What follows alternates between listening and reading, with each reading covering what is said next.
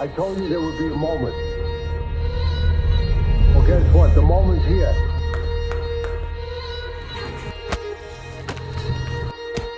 The fight is coming. Let's go! Boxing King Media in association with Boxro, delighted to be joined by Mr. Amer Abdallah, the man behind what Skills Challenge are doing. You've been chosen as the man to guide Skills Challenge through a big phase in their future in boxing. So just tell me how that makes you feel as an individual who's been involved in the sport for a long time. No, alhamdulillah, it's an amazing honor, and every day I realize how blessed of a position that I'm in, and especially the closer we get to the fight because of how big, and how real the platform gets. So, I never take it for granted. And for the past couple of months when, I came into the position, I knew the tremendous responsibility that it entailed, not just for boxing and not just for boxers, but, for representation of the kingdom, representation of Skills Challenge, and representation of Prince Khalid. And his trust, that's everything to me.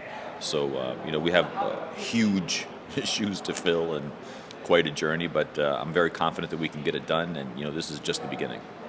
Why do you think you was chosen as a guy? Because it's a precious role, and Prince Khalid could have chosen anyone in the world, and he chose Amer Abdallah. I think that's a question that, you'd have to probably ask Prince Khalid. But regardless, I don't take it lightly. Alhamdulillah, I've touched every part of this sport. I fought. It was kickboxing. My heart was always, attached to boxing, and that was really my true love. And I think if there was one regret in my career, it would have probably been to switch from kickboxing to boxing. But alhamdulillah, I had a great career in kickboxing. I always say, I was the first promoter, if not one of the first, when I was 19 years old to promote myself. I was the promoter, and then it was a lot of conflict of interest at that time back in 2000. But I promoted my own fights, and I fought on my own shows, and I learned the business of boxing. And from that, I had a gym, I had a boxing gym, I had a kickboxing gym, I had boxing champions, I had pro fighters, I had Golden Gloves champions. I coached the New York State Golden Gloves team. It was the upstate team because New York's divided into two sections. And then, of course, I promoted fights, I managed guys, I advised guys. So I've touched every part, every element of this sport, and along that way came a tremendous amount of experience. I have a great relationship with most, if not every single promoter in the game, and if you do good business, then you always have good things happen. And, I didn't slither to where I am, and I don't mean that in the derogatory sense to anybody else, but I have a good reputation. I hope I have a good reputation that when I give my word about something, it gets done, and it's done at the highest level. So I'm blessed to be in the position.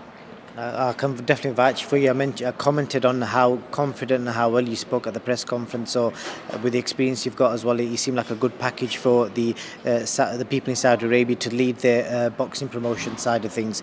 So, talking of Skills Challenge Promotions, which was announced at the press conference, which was news to everyone, but everyone was expecting it. So, is the plan to sign fighters, bring fighters up like the Olympians, or are you going to be signing fighters already set and just looking for new promoters to take them further? It's wide open. Prince Khalid has a vision, of signing, elite fighters, and it'll transition into newer fighters and to be able to groom them. There's going to be a tremendous stage that we put them on, and as the stage expands, you'll be able to sign more fighters and give them the opportunity. The last thing that you want to do is handcuff an athlete because, you want them under your banner and you can't do anything with them. As Prince Khalid said, this is a promotion for the fighters and for the fans, and the key here is to make sure that when you do have a fighter under your umbrella, and we did sign our very first fighter in Ziad Al-Mayouf.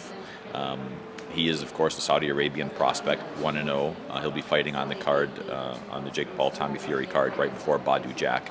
So we want to be able to give them an opportunity, and not just opportunities of one fight a year, 2 fights a year, an opportunity to be able to grow and blossom and make money and be able to, evolve in the sport. So the answer is yes to all of that, and just there's a time frame of when that happens and how that happens.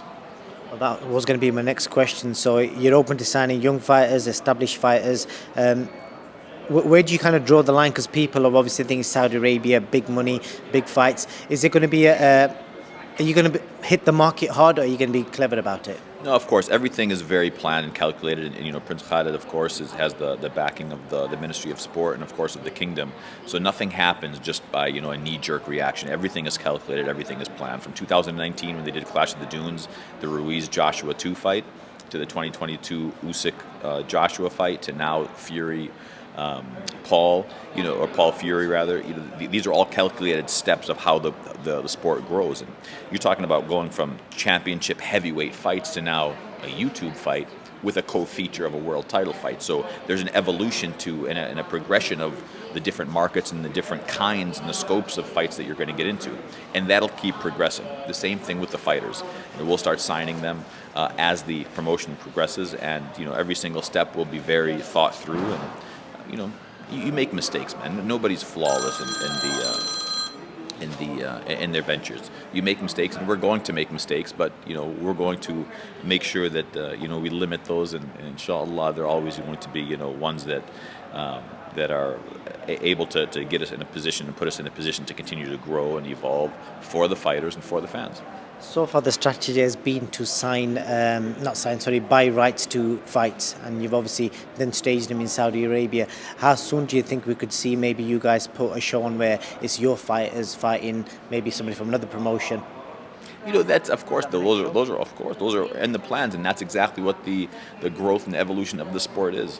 When you look at the broadcast team that we have here, and you had mentioned that the first fight we didn't buy out the fight. It was a co-promotion. The second fight was a buyout. The third fight now we have a buyout, and we have our broadcast team that we had put on. And look at this broadcast team that we put together. It's a dream team. You've got it led, of course, by the legendary Michael Buffer is the co for the co-main event and the main event.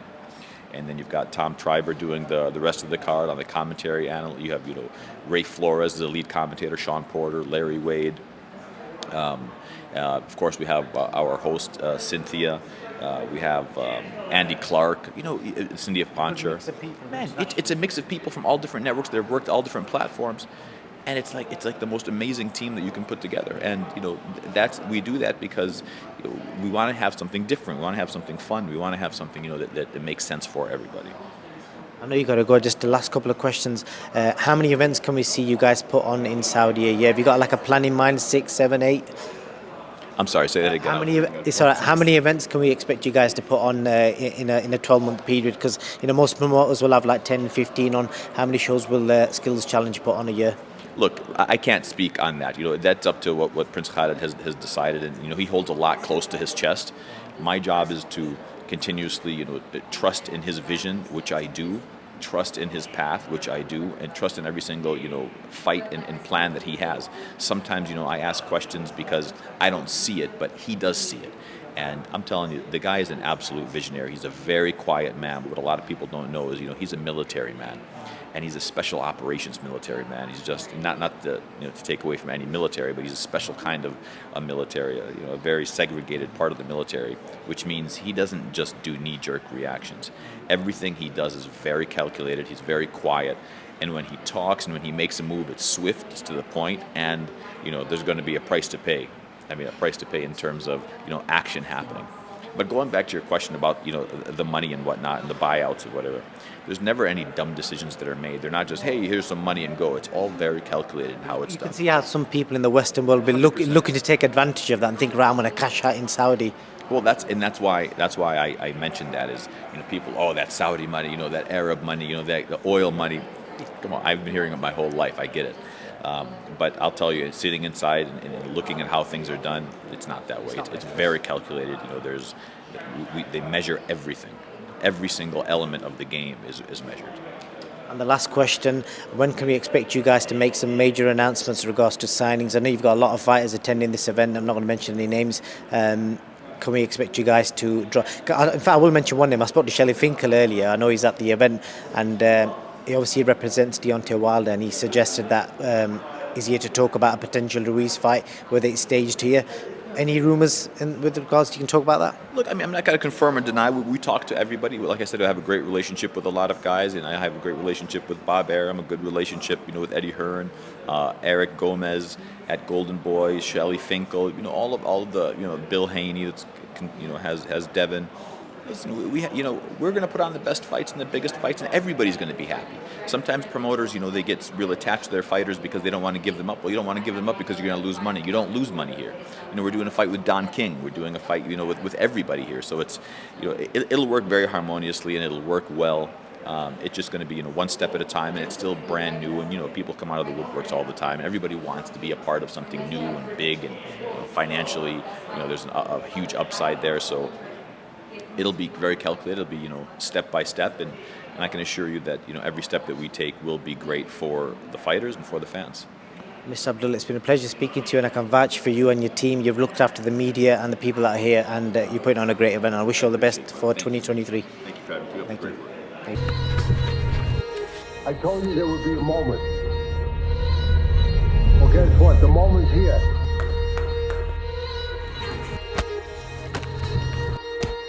The fight is coming.